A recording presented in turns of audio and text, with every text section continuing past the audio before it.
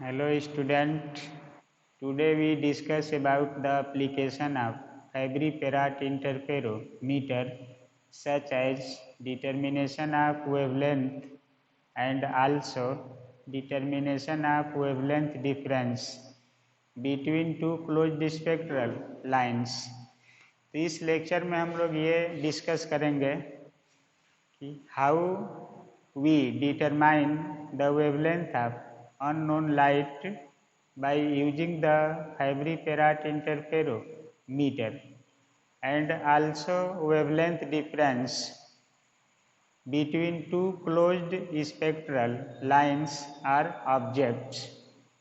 तो इस लेक्चर में हम लोग कुछ एप्लीकेशंस के बारे में एक्सप्लेन करेंगे कि Fabry-Perot इंटरफेरोमीटर का एप्लीकेशन कैसे करेंगे, मैकेनिज्म कैसे समझेंगे, प्रैक्टिकल कैसे करते हैं इस पर, इसके पीछे हम लोग इसका वर्किंग प्रिंसिपल क्या है, कंस्ट्रक्शन क्या है, इसमें विजिबिलिटी की कंडीशन क्या है, शार्पनेस ऑफ रिजोनेंस क्या है, रिजॉल्विंग पावर कैसे बढ़ाया जाता है, मल्टीपल रिफ्लेक्शन का रोल क्या है, ये सब डिस्कस किए हैं।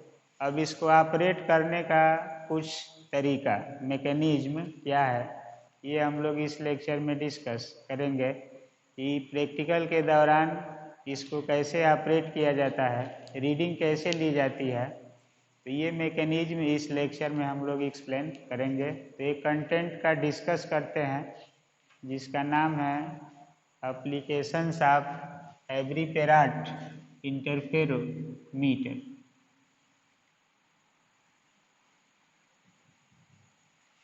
Applications of Fabry-Perot interferometer.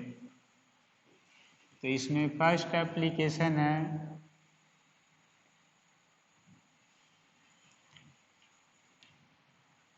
Determination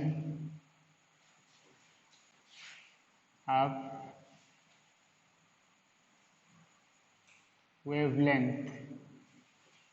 determination of wavelength.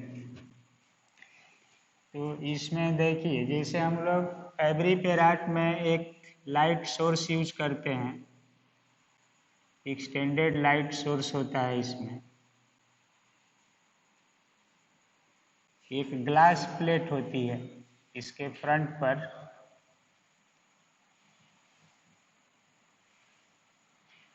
Glass plate, फिर इसके पैरेलल दूसरी ग्लास प्लेट होती है, और इन प्लेट्स के बीच में मल्टीपल रिफ्लेक्शन होता है और एक इधर कहीं फ्रिंज बनती है। तो यहाँ से ये प्लेट G1 और ये प्लेट G2। प्रैक्टिकल के समय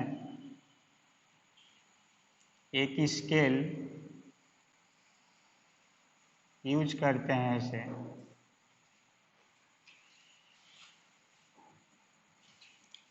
और इस स्केल पर प्लेट को कनेक्ट कर देते हैं इसी को स्क्रू या हैंडल से सेट करते हैं इसे यहाँ, और स्केल बना रहता है। जैसे डिवीजन होगा इसका,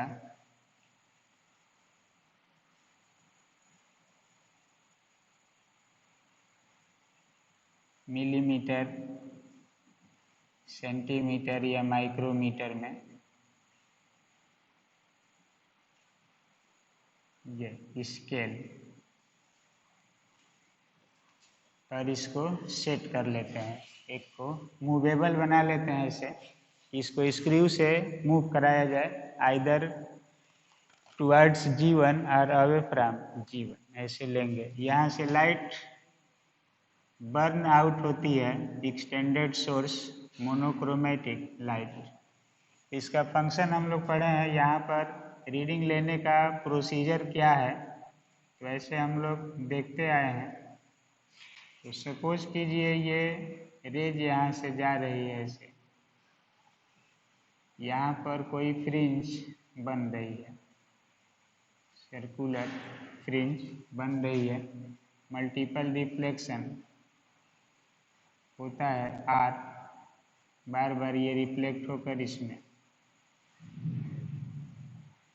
और इधर ट्रांसमिटेड रेज जाती है, यहाँ से इंसिडेंट रेज जा रही है।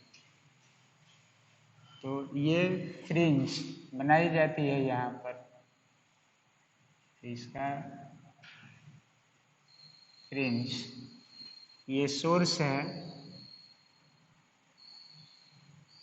एक्सटेंडेड लाइट सोर्स, ये scale plate G1 G2 multiple reflection होता है इसमें। तो ये हम लोग एक्सप्लेन किए हैं वर्किंग में। अब इसका एप्लीकेशन, रीडिंग कैसे लेते हैं प्रैक्टिकल करते समय, और जिस लाइट का यहाँ पर वेवलेंथ फाइंड करना है उसी को सोर्स के रूप में लिया गया है। यही टारगेट है कि एवरी फेराट इंटरफेरोमीटर में जो लाइट सोर्स यूज किया गया है इसका वेवलेंथ कितना होगा, इसी को डिटरमाइन करते हैं, या जिस सोर्स का वेवलेंथ फाइंड करना होता है उसी को सोर्स के रूप में एवरी फेराट इंटरफेरोमीटर के लिए अप्लाई कर दिया जाता है, और फ्रिंज को यहाँ पर फाइंड किया जाता है नेचर, और ऑब्जर्वर जो होता है वो रीडिंग लेता है। तो रीडिंग लेने का प्रोसीजर क्या है और कैलकुलेशन करने का प्रोसीजर क्या है, ये हम लोग एक्सप्लेन करेंगे। तो यहाँ पर फर्स्ट कंडीशन होगा,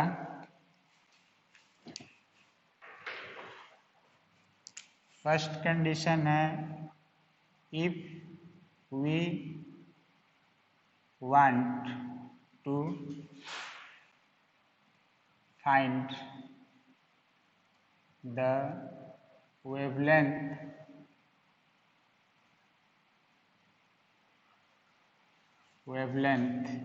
of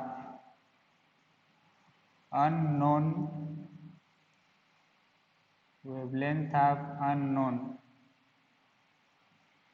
light source, then such source is applied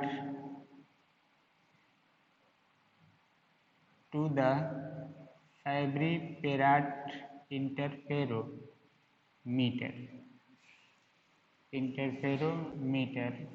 and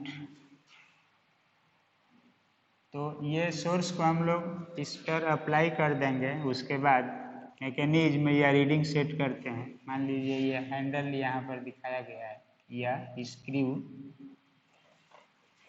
apply to the Fabry Perot interferometer and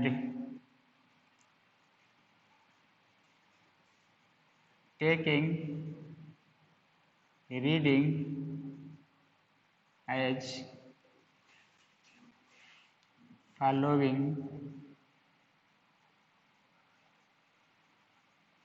वे। तो देखिए हम लोग रीडिंग लेते हैं इसमें, तो सबसे पहले काम करते हैं, ये मैकेनिज्म होता है कि यहाँ से रेज को अलाउ करते हैं, होल ऑपरेटर सेटअप करते हैं, पोजीशन ऑफ G1 को कांस्टेंट कर लिया जाता है, ये वैरी नहीं करता है, इसको हम लोग एक जगह फिक्स कर लेते हैं, इस पर जहाँ भी आए जिस डिवीजन पर पड़े फिक्स कर लेते हैं।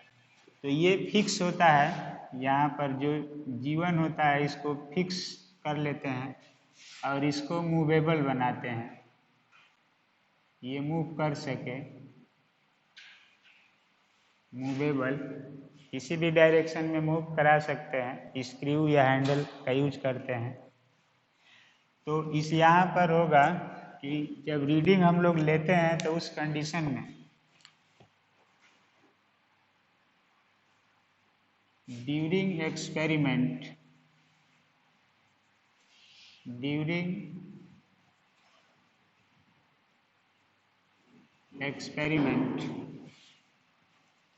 G1 is fixed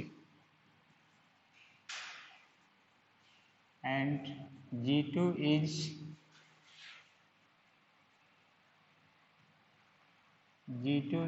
made movable बनाते हैं, इसको हम लोग मूव कराते हैं। तो during experiment G1 is fixed and G2 is made movable. तो मूवेबल बना करके और इसको हम लोग लाते हैं एक्सपेरिमेंट में। तो देखिए इसको किसी भी पॉइंट पर मूव करा करके फ्रिंज बनाई जाती है, ब्राइट या डार्क। तो उसके बाद हम लोग क्या करते हैं कि जब ब्राइट या डार्क सेट हो जाती है फ्रिंज, तो उस पॉइंट को नोट कर लेते हैं कि G2 का पोजीशन क्या है। फिर इसको मूव कराते हैं किसी डिफिनिट डिस्टेंस तक, आइदर इनवर्ड और आउटवर्ड, और number of bright fringe count करते हैं, जैसे माइकलसन इंटरफेरोमीटर में था उसी तरह से इसमें भी। अब देखिए मूवेबल। अब हम लोगों को firstly we try to find a bright fringe and position of G2 is read on the scale, तो ये फर्स्ट रीडिंग ऐसे ले लेंगे। तो कोई भी ब्राइट या डार्क बनाते हैं एक फ्रिंज, तो ब्राइट हम लोग फ्रिंज बना लेते हैं और उस समय इसका पोजीशन कहाँ पर है स्केल पर उसको रीड कर लेते हैं, काउंट कर लेते हैं। दूसरा रीडिंग होता है after this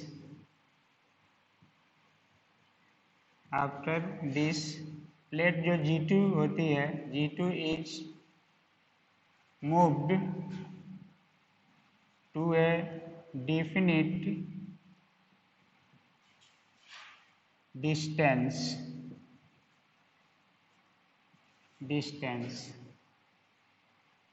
on the scale पर इसको हम लोग मूव करते हैं, definite distance on the scale, and in the such movement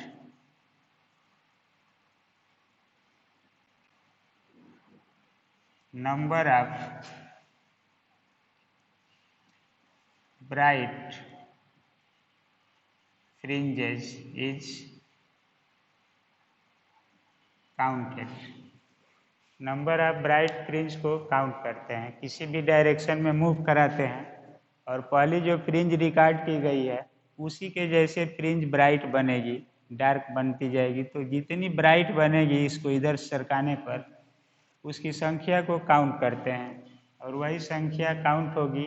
दूसरा चीज़ है ये कितना डिस्प्लेस किया गया, वो डिफिनिट डिस्टेंस मेजर करते हैं और काउंट करते हैं नंबर ऑफ ब्राइट फ्रिंज। अब देखिए इसके बाद हम लोगों का काम होगा कि इफ G2 is moved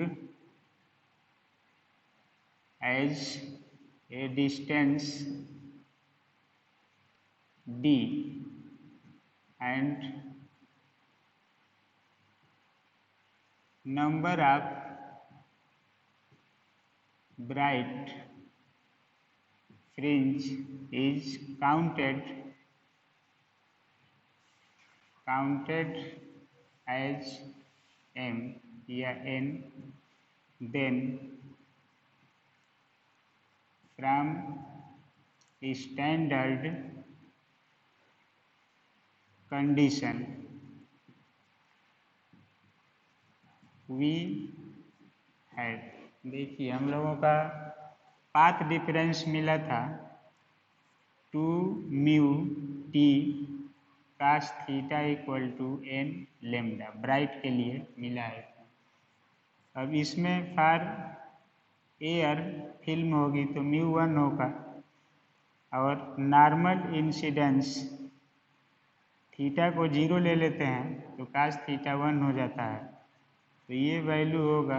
और टी को हम लोग डी थिकनेस होता है, तो यहाँ पर टी इक्वल टू डी ले रहे हैं, so 2d equal to cos theta 1 हो जाएगा, ये 1 एन लेमडा, तो यहाँ से लेमडा इक्वल टू होगा 2d/n। तो इस फार्मूला से हम लोग फाइंड करते हैं वेवलेंथ ऑफ लाइट। अब इसमें देखिए दो रिक्वायरमेंट है, इस फार्मूला को होल्ड कराने के लिए दो रिक्वायरमेंट है हम लोगों के पास। डी नोन होना चाहिए और एन, तो डी को इस स्केल पर पोजीशन कितना शिफ्ट कराए हैं ये काउंट कर लेते हैं, और इस शिफ्टिंग पोजीशन के दौरान जितनी ब्राइट फ्रिंज बनती है उनकी संख्या को काउंट कर लेते हैं। तो डी प्रैक्टिकली नोन हो जाएगा, एन प्रैक्टिकली नोन हो जाएगा, दोनों को इस फार्मूला में रख कर सॉल्व कर देंगे तो वेवलेंथ ऑफ लाइट निकल जाएगी, इसके इक्वल होगी। तो यहाँ से एक निष्कर्ष निकलेगा कि here D N are, D और एन जो होगा are known by reading, reading से नोन करेंगे, hence lambda is practically find, practically find हो जाएगा, इसके इक्वल होगा। तो इस मेथड से हम लोग फाइंड करते हैं wavelength of light by using the Fabry Perot interferometer. इसी तरह से एक कंसेप्ट और लेते हैं, दूसरा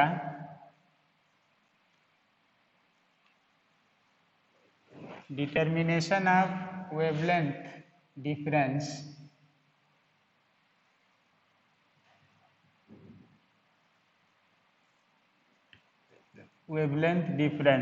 को फाइंड करते हैं, इसमें किसके इक्वल होगी।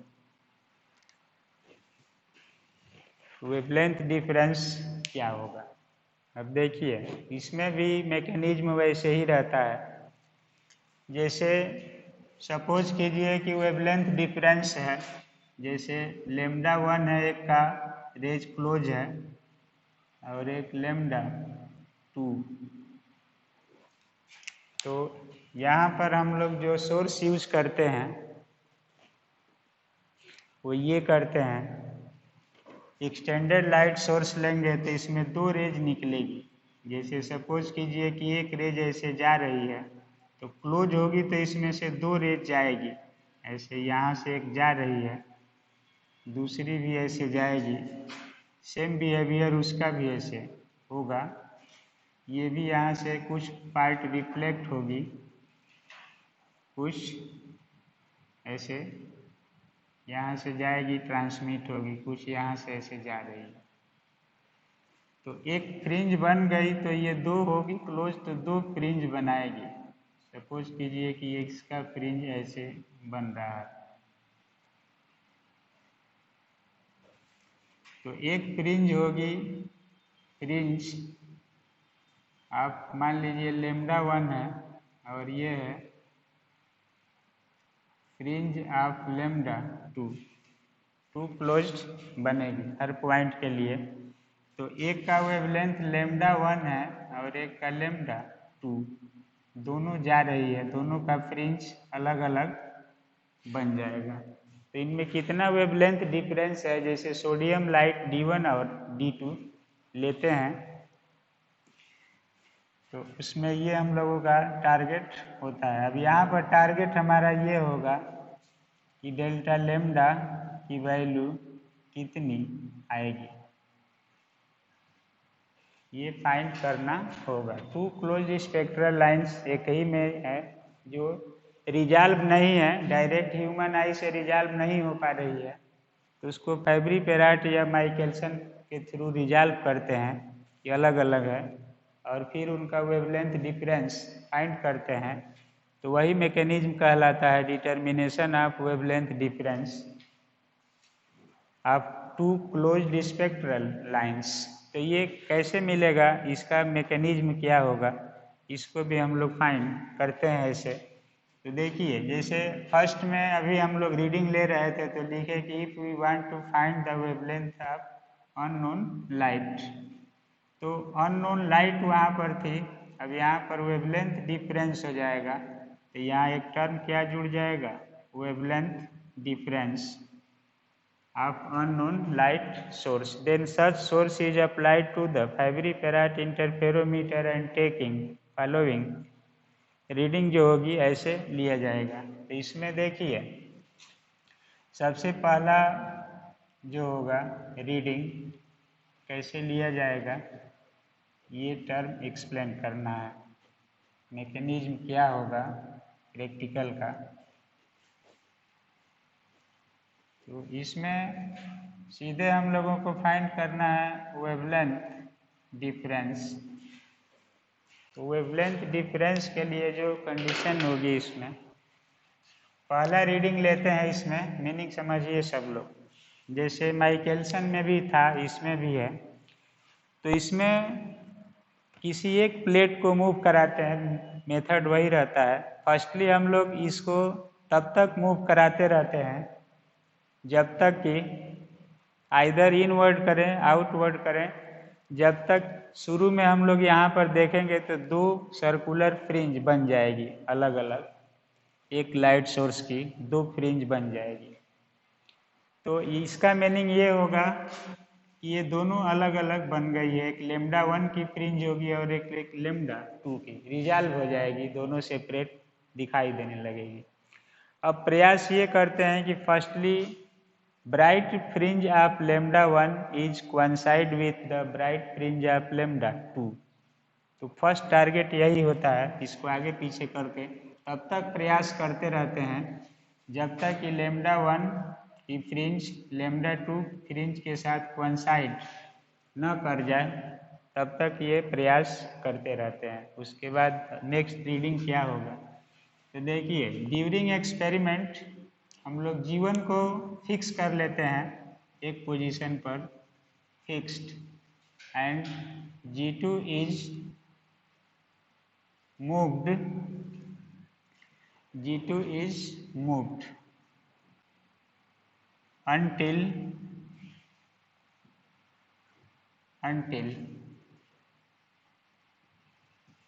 bright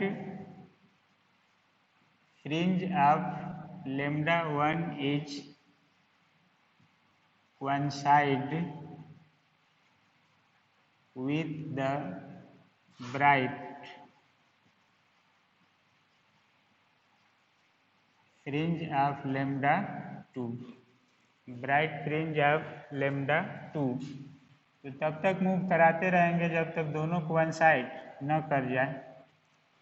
अगर कोइंसाइड कर जाती है तो उस कंडीशन में हम लोग क्या करेंगे, देखिए मूव कराते हैं यहाँ पर, if both are coincide, then position of G2 is read on the scale। Scale पर उसी तरह से इसको आप पोजीशन क्या करेंगे, रीड कर लेंगे कहाँ पर ये है, किस पोजीशन पर है। तो ये दोनों कोइंसाइड कर रही है। ये ऑब्जर्वर का काम है ड्यूरिंग एक्सपेरिमेंट रीडिंग लेता है सीरियसली कि कैसे हम काउंट करेंगे। ये स्टूडेंट ऑब्जर्वर या जो भी इसके ऑपरेटर हैं उनका काम होगा कि क्या करेंगे, मैकेनिज्म है कि हम क्या क्या मेथड यूज़ करेंगे इसमें। तो ये रूल है और टारगेट हमारा है कि इसको फाइंड करना कितना होगा वेवलेंथ डिफरेंस। तो इसमें फर्स्ट रीडिंग आ गया। सेकेंड रीडिंग ये होगा कि आफ्टर दिस, इसके बाद G2 इज अगेन मूव्ड, इसी डायरेक्शन में इसको फिर मूव करना शुरू करेंगे। Moved such A way that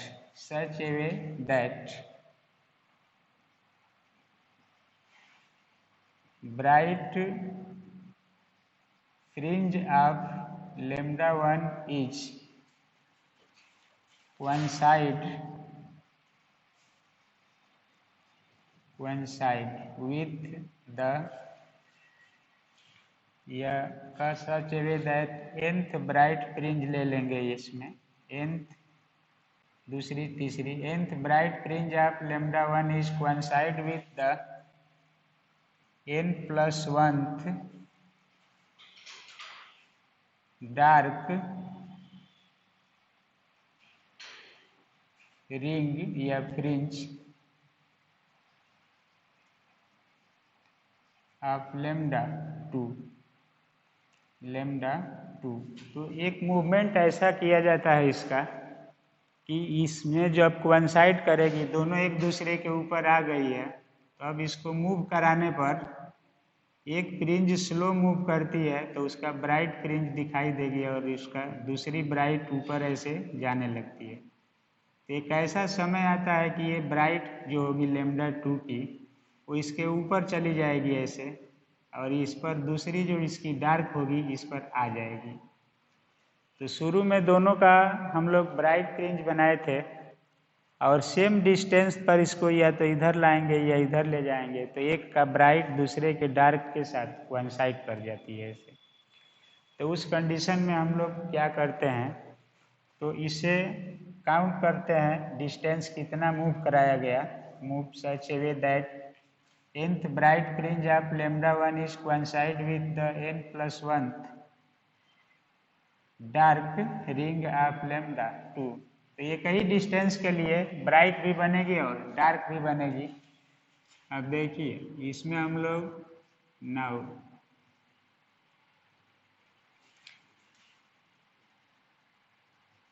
movement distance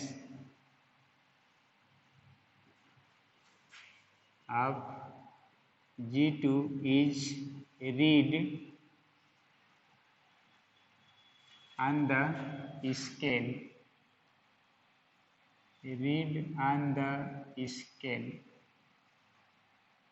scale पर हम लोग रीड करते हैं कितना मूव कराया गया। अब देखिए हम लोगों का 10 पाथ डिफरेंस इज, इसमें पाथ डिफरेंस फर्स्ट कंडीशन में होगा कि सब 2D इक्वल टू फार्मूला होता है n lambda, फार्मूला है ये हमारा। तो डिस्टेंस d मूव कराया गया सपोज कीजिए, और ये n है और ये वेवलेंथ है पहले का lambda 1, दूसरा भी इतना ही डिस्टेंस पर अपीयर हो रही है, लेकिन इसकी फ्रिंज है n+1 lambda 2, इक्वेशन 2। अब इसको सॉल्व करते हैं यहाँ से, तो हम लोगों को एक रिजल्ट मिलता है। इसमें दोनों का डिस्टेंस सेम है, LHS सेम है, फ्रॉम 1 एंड 2 से मिलेगा n lambda 1 equal to n+1 lambda 2। तो यहाँ से मिल जाएगा n lambda 1 minus n lambda 2 equal to lambda 2। अब n को कॉमन कर लेते हैं तो lambda 1 minus lambda 2 equal to lambda 2। यहाँ से n की वैल्यू निकालते हैं, lambda 2 by lambda 1 minus lambda 2, equation 3। तो इस मैकेनिज्म द्वारा हम लोग इस टारगेट पर पहुंचते हैं। अब अगला जो प्रोसीजर होगा इसमें देखिए, ये समझने के लिए सिंबल यूज किया गया है। कैसे आप रीडिंग लेंगे, कौन कौन से इसमें ऑपरेटर्स होते हैं, कौन रेस्ट रहेगा, कौन मोशन में रहेगा। तो इस फैक्ट को आप समझ सकते हैं। फ्रिंज बनेगी इसकी कहाँ बनेगी, सोर्स का नेचर कैसा होगा। तो यहाँ पर आ गया। अब हम लोग इसमें यूजिंग 3 in 1 इक्वेशन 3 का यूज करेंगे हम लोग 1 में, तो वैल्यू क्या मिलेगी देखिए, 2d = n λ1। तो ये हो गया n की वैल्यू हो गया λ2 λ1 λ2 माइनस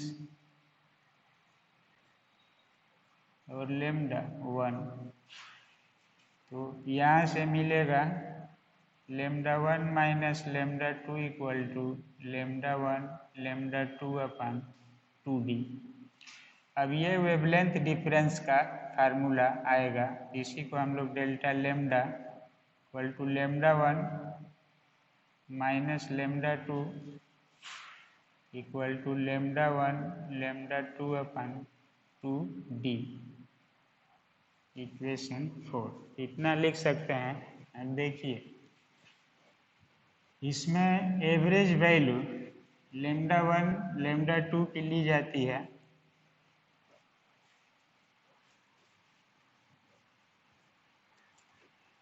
तो यहाँ पर now average or geometric mean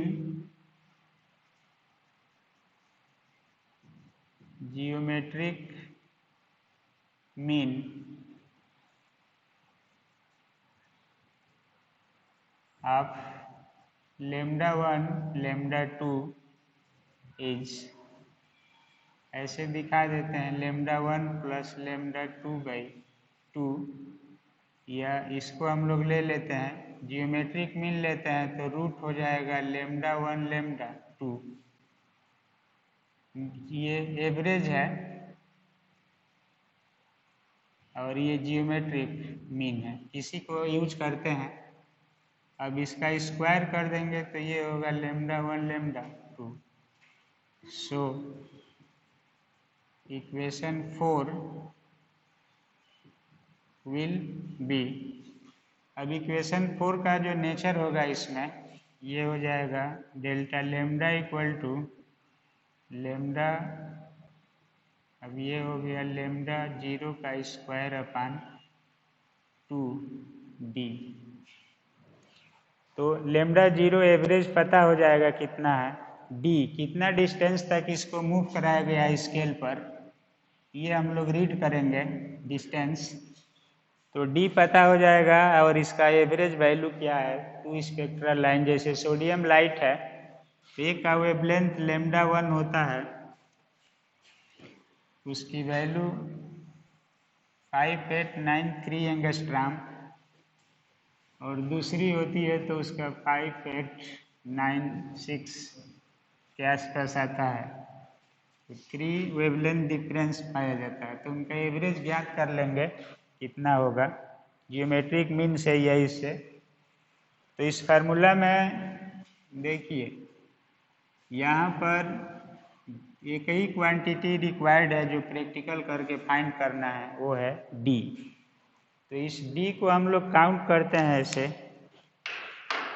D कितना होगा, यहाँ पर D is read on scale, जो जितना पोजीशन तक इसको खिसकाया जाएगा वही डी होगा। And λ0 is average of λ1 λ2 is find करते हैं इसको, ये डाटा में दिया रहेगा। हेंस डेल्टा लैम्डा इज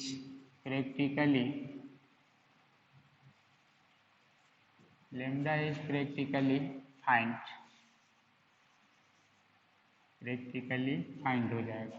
तो इससे हम लोग निकालते हैं wavelength difference between two closed spectral lines, practically find. अब यहाँ पर है this mechanism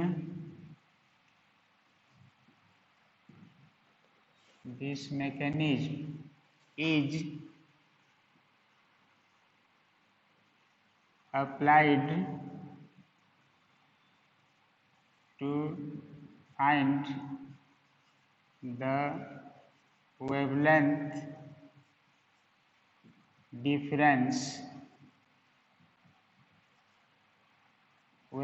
difference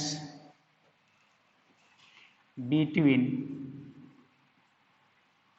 two closed spectral lines of sodium light. तो टू स्पेक्ट्रल लाइन्स होती है, D1 का वेवलेंथ होता है 5890 एंगस्ट्राम और D2 की वैल्यू होती है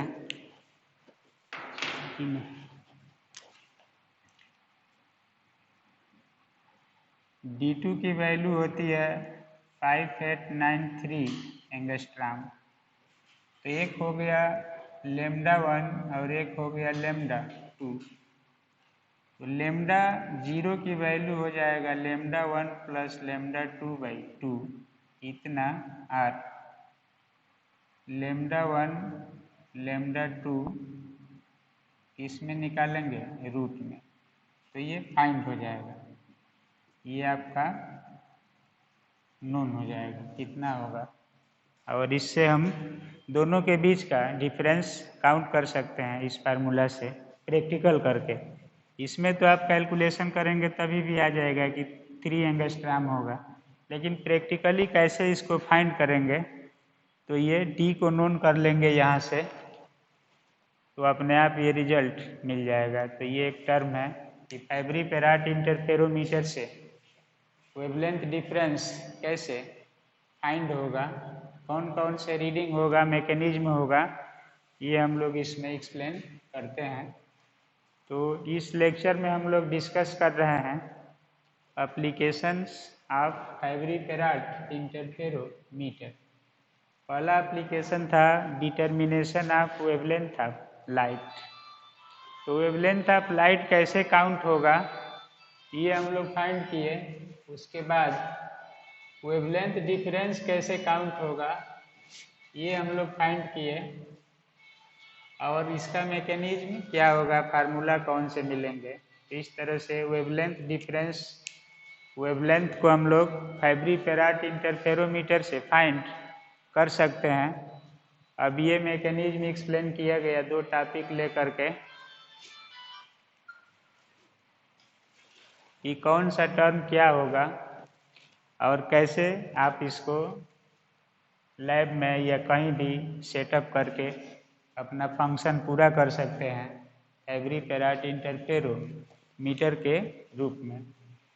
तो इस लेक्चर में हम लोग यही डिस्कस किए या लर्न किए कि how we determine the wavelength of unknown light and also wavelength difference between two closed spectral lines. तो ये इस कंटेंट का मेन ऑब्जेक्टिव था, मेन पर्पस था कि हम इस लेक्चर में क्या डिस्कशन किए और कैसे फाइंड किए, उसको मैकेनिज्म को कैसे एक्सप्लेन किया गया।